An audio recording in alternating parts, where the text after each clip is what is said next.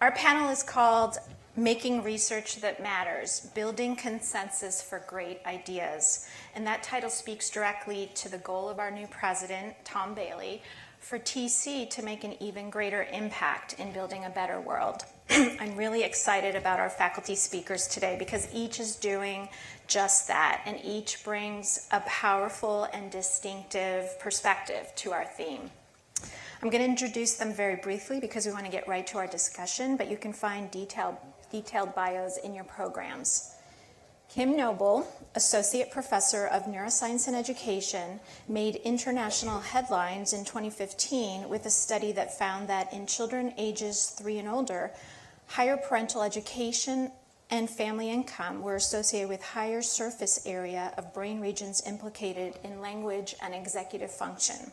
Now she's co-directing the first clinical trial of poverty reduction, which aims to estimate the causal impact of income supplementation on children's cognitive, emotional, and brain development in the first 3 years. Welcome, Kim Noble. Douglas Reddy, Associate Professor of Education and Public Policy, has spent his career studying how policies influence educational equity for economically and socially disadvantaged students. His work includes a major analysis of de facto school segregation on Long Island, and more recently, a study showing that school suspensions are associated with more negative outcomes, including weaker attendance and standardized test scores, a higher likelihood of dropping out, and a smaller chance of graduating within 4, 5, or 6 years. Robert Siegler joined Teachers College this fall as the Jacob H. Schiff Foundation's Professor of Psychology and Education.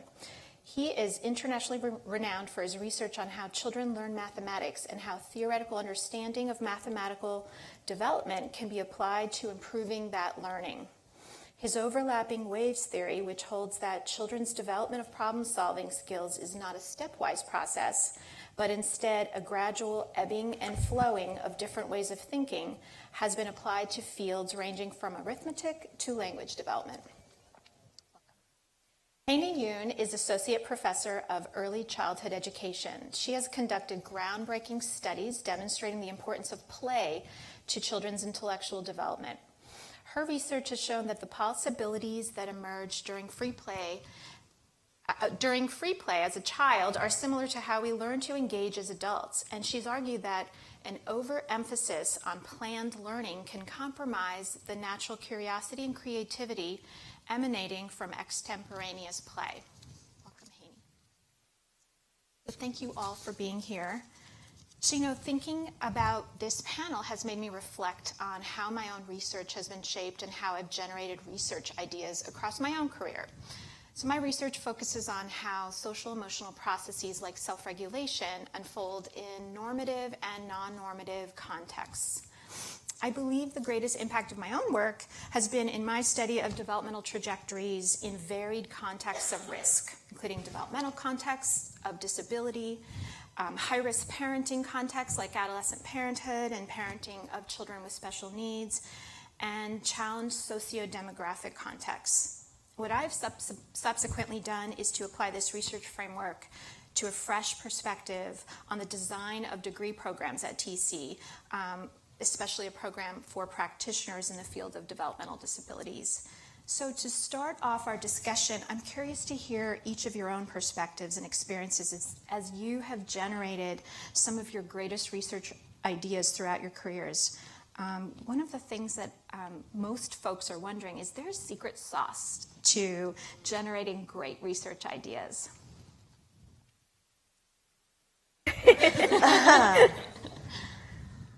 All right, I'll take the first stab. So a secret sauce. So for me, what's really been powerful is having the opportunity to bring the more basic side of neuroscience into a public policy realm. And so for me, that's really involved collaborating with experts in a number of different fields, ranging from economics to public policy to psychology and neuroscience. So, for the study that you mentioned, we will be recruiting a number of low-income moms from around the country and randomizing them to get different amounts of unconditional cash each month. And so in that way, we'll actually be able to to measure the impact of poverty reduction on children's cognitive and brain development. And so, as neuroscientists, we could ask about correlational associations, but we wouldn't be able to talk much about causality without having the ability to collaborate with people from other fields. Mm-hmm.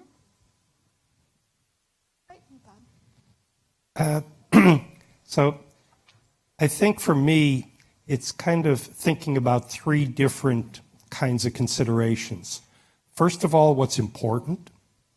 Second of all, what we don't know much about. And third of all, what do we have methods and concepts where we could make progress, but we just haven't. And you might think, well, that's going to be a very small set, but it turns out to be an extremely large set.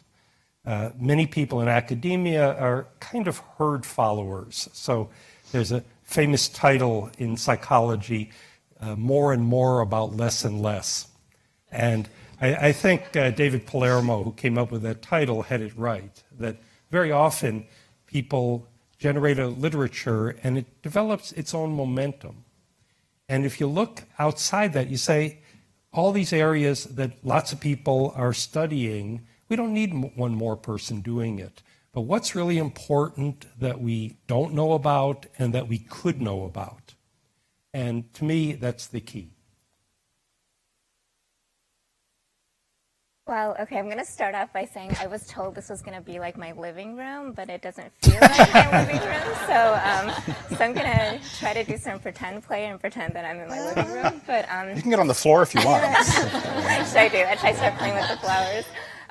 So I was thinking about what got me interested, I guess, in research in the first place was just because I was a former teacher, just really interested in what children are doing in classrooms, sometimes when we're looking and sometimes when we're not looking, and especially those times when we can't really see what they're doing. And partly the motivation was that I think that there's a lot of children out there who are deemed or labeled as underperforming. And when you look at their practices outside of what's official or normal, that they're doing a lot of sophisticated work. And so the question was, like, how do we capture that sophisticated work that kids are doing? And I think a lot of that is through play. And to think about, like, I don't know if there's a secret sauce to great research or thinking about a good idea. But I've been thinking about how a lot of other people outside of just young kids have really informed that work. And some of that has been in the process of researching. I've come in touch with a lot of really great teachers that I think have supported the work that kids are doing. And so part of the offshoots of some of that research has been to think about curriculum and teachers and how they're doing that. But then on the flip side, just thinking about pre-service teachers too, and what are they doing to support and play and become the teachers that they are. And then I'm looking at Lalitha Vasudevan and I'm like, it's because you're totally in my line of vision. But one of the things that I remember us talking about was that perhaps we should just meet, and the outcome of it is not necessarily to have like a consensus or a finished product or something that we're definitely going to do as a result of that, but just to meet and talk and think about ideas, right? So the end goal is not a specified outcome, but the end goal is a generation of ideas, and I really think that has propelled some of like my ideas in ways that I didn't actually think about in the first place. So. I don't know there's a special sauce. I think I always just want to write about stuff that I want to write about. And if it's something that might be hot, but it's boring to me, I probably just won't focus on it. And what that's meant over the last couple decades is methodologically, I'm all over the map. And that there are some questions that are clear causal questions. Does X cause Y? And those kinds of questions demand a certain kind of research method, right? And so we're evaluating several middle school math programs, and we're doing randomized control trials because the question is, do kids who experience this math curriculum learn more math? That's clearly an X causes Y. Other really important questions, we can't randomize the treatment. So the study we did of school suspensions in New York City focused on black males. We obviously couldn't and don't want to randomize suspensions. And so answering that question demands a whole other question. We've just launched at CPRI a large-scale study of the implementation of the Common Core in Brazil. It's a 5-year study. It's a several $1 million study. I'm not 100% sure what the questions are there yet. The questions themselves are going to emerge as we're there over time. So the secret sauce to me is stuff that's interesting, and what's equally interesting is how we actually address those questions. we're here to celebrate the inauguration of President Bailey. And as we think about the future of Teachers College's broad research impact, what are some particular advantages of pursuing these lines of work at Teachers College? What do you guys think? Well, building off of what I said before, for me, it's both the access to multiple different disciplines and perspectives, and particularly, I would say, an emphasis on and an encouragement of applied research that has the potential to influence public policy. I mean, I think having sort of the basic and applied hand in hand in this environment has really been key for me.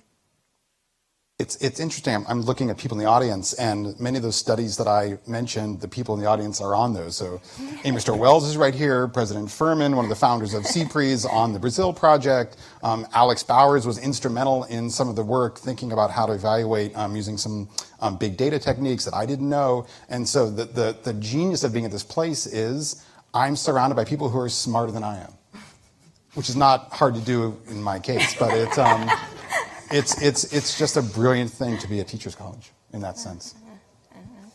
Yeah, and I think it just makes you, I don't know, I think the wealth of resources that we have in this space, I think makes you think about your research and your ideas really differently, right? Like I'm starting to do this project in a school where the families and community members and parents are trying to, and the teachers are trying to have like a cross conversation about what does equity and diversity mean. And so it ends up being something that is more like a beginning as a program evaluation. I never saw myself being someone who does program evaluation kind of research because I've done a lot of classroom ethnographies. I feel like, and this goes back to your earlier point, Doug, like I always saw myself as that kind of researcher, and I didn't necessarily see program evaluation as something that I was going to engage in or do. And it's just an interesting way to think that if I was doing that, I have other people that I could talk to about that, or other studies that I could refer to, or other collaborators that might help me in that process.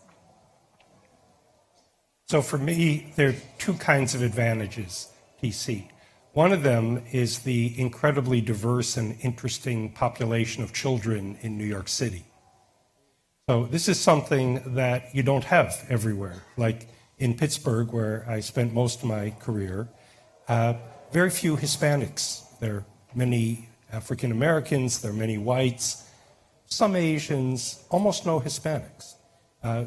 Being in New York City and a teacher's college gives me an opportunity to study a much wider range of children and seeing whether there are different relations in the causes of poor math achievement among different groups of children. Wouldn't have been able to do that before. The other big advantage is that there are a tremendous number of different disciplines all focused on education here. And this offers the opportunity for multidisciplinary work much more easily than at universities where the disciplines are more siloed, where they're more separate from each other. So those are two big advantages.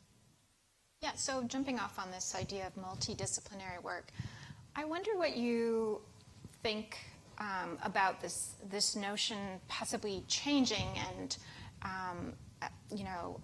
traditional disciplines have themselves to some extent become very multidisciplinary, right? So there could be a lot of diversity in the disciplinary expertise within a field or within a discipline that parallels that between traditional disciplines.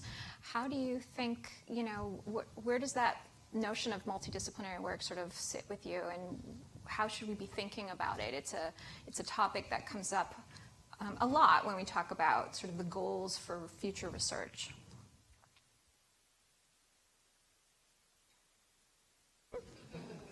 I think it's like often happens, multidisciplinary research, it's a really hot buzzword right now. Mm-hmm. And it's almost like with methods sometimes, and nothing against economists, but I have about once a year, an economist, a PhD student comes into my office and says, I want to do a regression discontinuity design. Do you have a good question? And I reply, I think you have that a little backwards. What's the question first? And I think often people say, I want to build a multidisciplinary team. And sometimes that makes a lot of sense, and sometimes it makes less sense. And so I think you have to think about what's the question, and to what extent does addressing the question require a multidisciplinary team. Yeah, I think that's exactly right. I mean, I started out my career asking questions about how poverty relates to brain development, and so it was sort of fundamentally, looking across at least two different disciplines. And so for me, having real, active, rich collaborations with people with different educational backgrounds than myself has been really critical. But I think that's exactly right. You could ask interesting questions that are firmly within a discipline, and that doesn't make them less important. Yeah, well, I think it's really about skill sets more than disciplines. The two tend to be correlated, so that people in economics, say, tend to know certain kinds of statistical analyses that are rare in psychology. So you might be more likely to go to an economist if you want to address certain kinds of issues than someone in psychology. But I think putting together the skills you need to answer the question, as Doug said, the question is fundamental. Everything else follows from that. Well, I wonder if like an idea can also resonate across disciplines. And I say this because I was thinking about a big research conference, and I think we were thinking about creating a special interest group around play, right? The idea of play as a aesthetic lived experience. And one of the comments back was that there's already 2 early childhood special interest groups. So why do we need a special interest group about play? And I think that kind of, it's like an impetus for asking bigger questions about what is play just a thing about early childhood, or is play something that is artistic, that is visual? Is play something that adults do? Do teachers play? Do curriculum designers play? Do policymakers play? Maybe, who knows? No. But is that it's the idea that concept could actually go across disciplines, and maybe that larger idea, instead of this is the research I want to do, and these are the disciplines that might fit into it, or these are the people that might fit into that work. I think that there are conceptual ideas that really fit across work, and I think that different disciplines have a different way of looking at it and can contribute to it in really nice ways. And so I've been constantly thinking about what are the larger ideas that can go across different kinds of disciplines and different kinds of spaces and contexts, and perhaps that affords me even new ways of looking at that same thing. I think that difference in perspective by discipline is a really interesting idea. So, funny anecdote, 15, 20 years ago when we first started this work, social scientists were really excited that these, neuroscientists with all their hard science were venturing into their discipline. Conversely, the neuroscientists that we spoke with at the very outset of this work were sort of horrified that we would bring in this messy world of socioeconomic disparities into their, clean ivory tower work. And I think they've come around somewhat in the last couple of decades, but it sort of shows that the same idea across multiple disciplines may be perceived very differently. Also funny how so I submitted an article to an early childhood journal, Your World, a couple of years ago, and one of the replies came back and said, "Well, you didn't cite Brofenbrenner." And I don't know that was appropriate. And I have a background in sociology, and I submitted something to Sociology of Education, a big journal in social ed, and they said, "Well, you need Bourdieu in here." And so it's across. So unless it's not about discourse communities. It's literally about the keys in each discourse community. And the challenge of bringing this back to the multidisciplinariness, if that's a word, is you've got to please all the different people who have all the canons of knowledge across these multiple disciplines. And that's part what makes it so challenging. In addition to the methods. Yeah, and then there's also so much difference even within the discipline, right? I wouldn't see that as you have to cite Brofenbrenner, right? But there's a difference in the discipline, and sometimes I feel more aligned or closer with sociologists or anthropologists, and so I think that is an interesting. Is that a benefit or a detriment? That what? That you feel closer to people outside your discipline. I think it's a benefit, right? I think it's a benefit. Yeah, I think that in early childhood, there's so many different ways of thinking about it that isn't just necessarily the field of early childhood, but it could be development, psychology, right? Anthropologists have looked at early childhood in different ways. Sociologists look at it in different ways. So it is, now that you're talking about that, it's making me think, I wonder if our fields are automatically interdisciplinary somehow as well.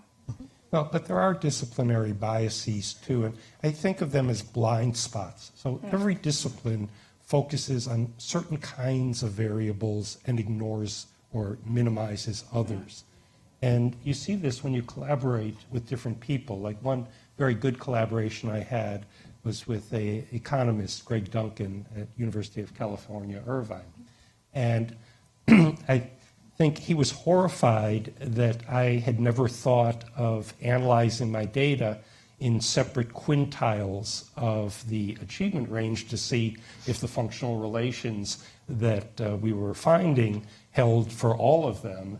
This isn't something psychologists ordinarily do. It's a good idea, but it isn't. I've never seen it in a psychology journal article. On the other hand, I was horrified that he didn't distinguish between knowledge of fractions and the need to correlate, to rather covary out general knowledge of math. And to him, this wasn't really something he'd ever thought about. And once I suggested it, he said, oh, yeah, we ought to do that. But it isn't the kind of thing that people in his area ordinarily do. So you collaborate with people in different disciplines, it opens your eyes to things that your discipline is telling you to shut them to. Yeah, completely agree. So Greg Duncan is one of my key collaborators currently on this clinical trial. And so, so he and I, along with others, have had a weekly call every week for the last 6.5 years. And so I mean, there are numerous examples along the same lines, right? So, the distinction between parent report of cognitive ability versus actual observation. I mean, to a psychologist at heart, that they couldn't be more different, but to an economist, right, it was sort of like, well, what's the difference there? But, in his defense, right, he sort of said really up to the point of this study that we're working on together, everything that, I and my colleagues had done was correlational, and so you could basically say nothing about, or draw nearly no conclusions from the work. And until you had a causal design, there was very little interpretation available. Yeah, I mean, in the field of autism, interdisciplinary or multidisciplinary work is sort of, that's the only way you can sort of make any kind of progress. But we do have so many biases within that field alone. You have your behaviorist, you have your developmentalist, you have your, clinical psychologist, speech pathologist. Everyone brings their own skill set, but also their own biases in terms of measures, in terms of methods of intervention, in terms of the outcomes that they're looking for. I think sort of I resonate with everything that everyone has been saying about progress ultimately is made when you stretch yourself, when you're a little more flexible and you start thinking with your colleagues, and you start to sort of realize the sort of potential of thinking in the way that your colleagues are thinking about the same question and the same problem. So this brings me to my question for you all in terms of, scientific progress. If this is our goal, this is everyone's goal in our fields, in our respective fields, how do you define progress in science? What are some of the factors that influence progress in your field? So it certainly isn't just another brick in the wall. That's the way that people often think about scientific progress, that you do more and more studies, you know more and more, and the ratio of things you know to things you don't know decreases. It actually doesn't work that way at all, because every time you find something out, it raises new questions. It constrains the range of possible answers. And I think that's what you're really doing in scientific progress, that it's not that you're answering that many questions once and for all. Sometimes you do, but that's not what generally happens. But what it does is increasingly tell you the answer is going to be in this ballpark, in this area, and we can ask better questions to further narrow down the space of answers. We also can ask different questions that get at issues that no one ever thought about before. And if, returning to the previous point, one thing I wanted to mention is that doing multidisciplinary work often is something you can only do once you have tenure and substantial funding. Because even though every university I've ever heard of pays lip service to it, the fact is you have to get tenure in some department. And I think that it might be something that with the resources, maybe we could ease the way for younger professors who want to go in a multidisciplinary direction to do that earlier without waiting however long it takes them to become established and have good funding from other directions and to have tenure. Something to think about for the future. I'd actually say that TC is a place where that's possible pre-tenure, right? Because so many of our departments are interdisciplinary. I got tenure here. Well, so what are some ways to systematically encourage that type of collaboration that subsequently will be rewarded, when a faculty member is going up for tenure? Well, perhaps, this isn't something that I know of any particular exemplar, so you'd kind of be inventing it, but you could have, for example, in some kind of rubric for evaluating people, you could do and let it be known that you're doing, that you're going to give plus points for people whose work is being cited and being impactful in more than one discipline. There's no reason not to do that. It isn't done. Maybe here it is. I've only been here a few months. That was kind of my question to you about the challenge of being known across versus known deep in one discipline. Yeah, right. I don't have a good answer for that right now. I'm thinking about it. I mean, I would say that my answer as a faculty member at TC, whose work has been evaluated over the years, has been that TC certainly recognizes the importance of that type of work. I've had my work cited in, developmental psychology types of journals and child development. I've had my work cited in autism journals. I appear in culturally diverse types of journal outlets, and there's a challenge to that when your work is being evaluated by the outside field, because the question becomes, who are those people in the field, in your field? But you don't sort of identify with just one field, and sort of you have to sort of speak across the board. But I think if your work is inherently and in a meaningful way informs a diverse group of fields, and you get that point across, that's the part of the sort of, the best outcome you can expect from a faculty member. Yeah, so speaking as a untenured person, I don't think I felt that, I feel like you, Laudan, I've published in different kinds of journals and not necessarily just early childhood. And I felt the conversation that I've had with people as a result of that has been very generative, right? And has kind of stretched me to think about, if somebody is writing about, forefronting youth voices or youth action, it's made me think about, what does that mean in an early childhood setting? How do I propel civic action in young kids, And so I think that the larger body of work on different fields and different disciplines has actually informed me and pushed me to kind of think about how my research tags onto that, or how I can offer a new angle on it, And so I never saw that as something that was a disadvantage or something that was going to ruin me, hopefully not. But I think that has kind of pushed me in different directions. I think TC really attracts and fosters people who could talk to different audiences, right? I mean, I'm thinking about this. I'm a neuroscientist and pediatrician by training, so I feel very comfortable talking to neuroscientists and physicians. But earlier today, I gave a talk at the Columbia Population Research Center, which is housed in the School of Social Work. And after this, I'm teaching a class on the neuroscience applications to education. And I mean, I didn't really think about this, but I feel like my days are filled with talking to people from different backgrounds and experiences. I guess our departments themselves are multidisciplinary, aren't they? Yeah. I mean, I'm in a department with political scientists and sociologists and economists, public policy people, and on my hiring committee, 12, 13 years ago, where there were economists and political scientists and sociologists, and so I guess you have to speak to them to sort of get in the door a little bit. Yeah. Yeah, one thing that might be profitable for us to do, which as far as I know isn't done, is when someone comes in with a particular set of interests that cut across disciplines, we might point them to mentors in different groups, because some groups are like the one you described, but others aren't. Others are pretty much conforming to traditional disciplines.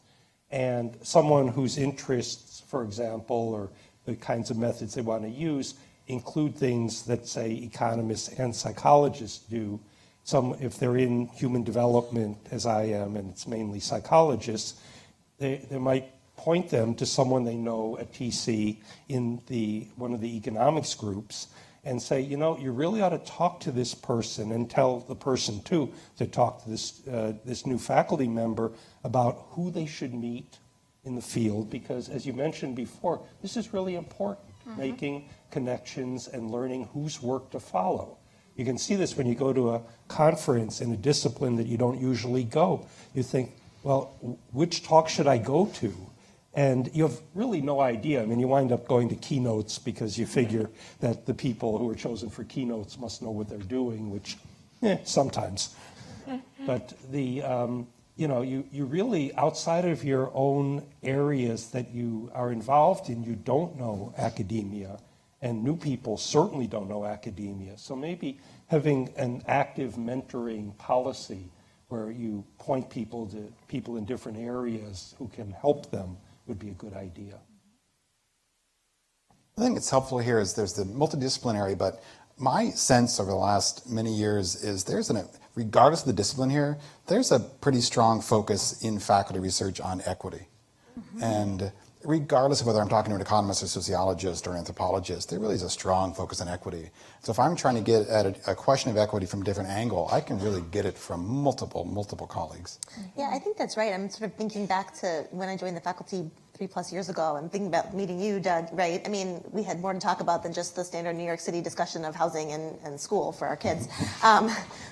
But that's good too. But That's an awful discussion. But I mean, we really, it wouldn't have been common necessarily that I would have a ton to talk about with an economist, but we did, in part because our work really does have equity commonalities. So we met in Morningside Park at a July 4th picnic many years ago, and we started talking about how do you measure the link between socioeconomic status and child outcomes, and the challenges of measuring that in a causal way.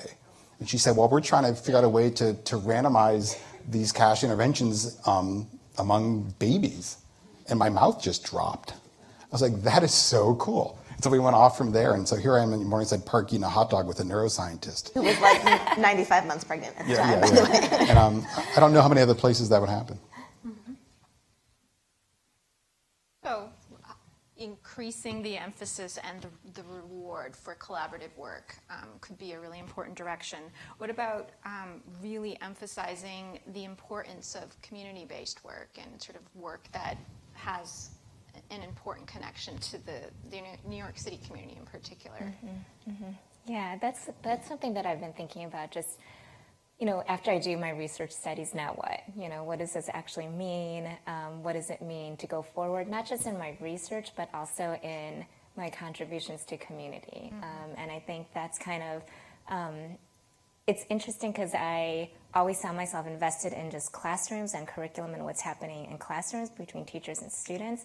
But in the process, I've become really interested in community, and families, and how families and communities might support and think about that work as well. And so I do think, I've gone to each research site trying to think about, what can I do to, give back to them. I don't know, that seems like a weird word, but to contribute to their own space and community, because they've given me the space and community to research in whatever they're doing. And so so that's led me to think about multiple projects, right? Like projects that I can do with teachers and practitioners, professional development that I can offer in different sites, like redesigning curriculum. So that's actually led to a lot of different offshoots of different projects that not necessarily will result in, I guess to go back to your original question, because I already forgot about it, but not to necessarily think about everything in terms of scientific progress, but then also think about social progress and how in our community spaces, it's not just about furthering the scientific knowledge, because I think that's really important, but then also thinking about what we can do to bolster like the social progress part of it. Makes me think of some of your work, Doug. So, Yeah, not to go back to the tenure argument to put you on the spot here, make you all nervous and sweaty or anything, but there's always a challenge between serving the academy and serving the public, and often they go hand in hand, and often they don't. And so the challenge is, how do you carve out a space to advance professionally as a faculty member, but also to be sure that somebody's actually using your research for the greater good. Right. I think it's important that we remember some version of the Hippocratic Oath. First, do no harm. Because there's tremendous reward professionally to coming up with some intervention that we can say wonderful things about, and it'll do all kinds of good. And then, more often than not, it doesn't work out that way. So I have a lot of teachers in my extended family. Most of them are very cynical about the contributions of academics. They say, you guys keep on bombarding us with, do it this way, no, do it this way, no, do it this other way. And none of it works. We have to listen to these stupid professional development meetings. The only reason I go is I get fired if I didn't go, and they usually pay me if I do go. And we really have to be careful not to promise more than we can deliver, and to have really good evidence on which we're basing our interventions. We all want to do good things for society as well as for our professional identities. But we have to be really careful not to do harm. It's much easier to muck things up than to do them better than they originally were. And that's one of the things that I'm actually most hopeful about is, this is a blanket statement, but education research has made progress. We know more now about how to establish whether things work or not than we used to. Whether we're putting better things out there to test is another question, but we know better now how to test things. I think education research has actually made steps forward over the last couple decades. Discuss.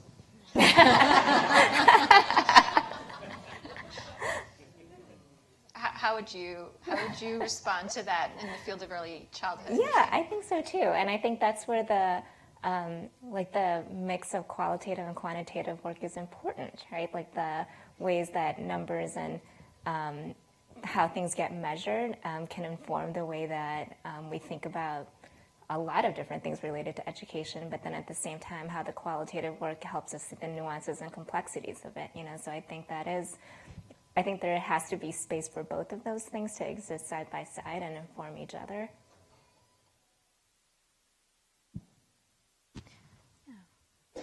I'm wondering if we should open it up. So, we were going to get some questions from the audience through a moderator of those questions. Who's getting I don't know that coffee? we've received any questions yet. Looks like there's a question back there. Yeah. Yes. So this is a great talk, and it makes me contemplate what implication it has for our graduate students. Courses after courses, heavy load, no time to think about research. What are we going to do about this balance of course, research, and both or reduce one? What's the equation for developing better researchers? I'm going to die soon. On that uplifting note. Before you die, Right. Tell us I what will we tell should you. do. Okay. Hurry up. Well, I guess, I hope most doctoral programs here do have a heavy portion of the time spent conducting research, right? At least after the first couple of years. So maybe the question is more pertinent for master's programs. Is that what you... Okay. Maybe you all could speak. In my experience, the doctoral students I work with have a good amount of time, in the lab, really working as sort of an apprenticeship model to really learn how to be independent researchers. So I don't know if there are other programs that are... I think we should look very carefully at the data, because here we have data. We can look at number of publications per student per year in the program and find out how successful we are at producing students who can publish research. Because if you're going into academia, that's the necessary first step. You're not going to get a job if you don't have reasonable publications. And I don't know, because I've only been here a short time, but talking with students so far, my sense is we're trying to help them to become proficient researchers, but many of them don't do any real research projects until they get to their dissertation. And that's too late if they're going to get academic jobs. On the other hand, we have to be a little careful at TC in that, our doctoral programs are training people to go off and do just lots of different things. And some might become academics, some might be researchers. The majority might not be. And so to think about how does this place train, even PhDs are going, all over the map, physically, metaphorically. I think that's a great thing. So maybe it has to be more tailored to individual programs, individuals. Noah agrees. Thanks. Are there There- other there's questions? someone. Yes. Cultivation of curiosity.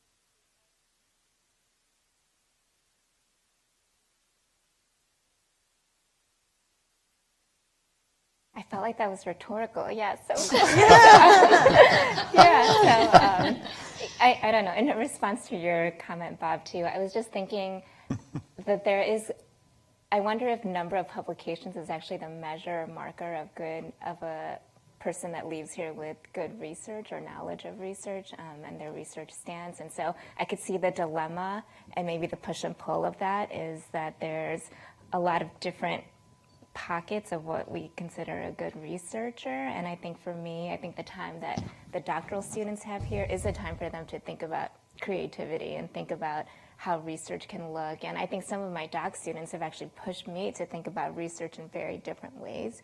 And so potentially giving young kids that space, or kids in pre-K through 12 classrooms, to be more creative in that process, just so that they can inform us, right? So we don't have to do curriculum as is, right? And I think the same thing about research, that perhaps there's space for us not to do research as is either. And there's different ways to even conceptualize that, and that could be from giving more space to the doc students. So I think that is a PK through maybe 20, 25 dilemma. There's a question. Yes. So how are our methods courses addressing the issue you raised, Doug, about design? Rather than starting with a set of methods. The great news, my standpoint, methods training at TC over the last 15, 20 years has just taken off. What we're offering now wasn't being offered in the early 2000s. And it was existing, but TC has changed dramatically in that regard. Whether we've gotten better at helping students raise the right questions is another really, really important question. The methods training has certainly gotten better. Are we helping students develop better questions? That's a great question.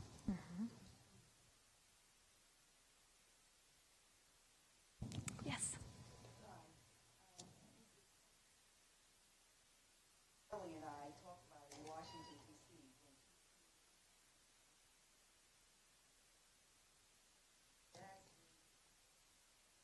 College as alumni,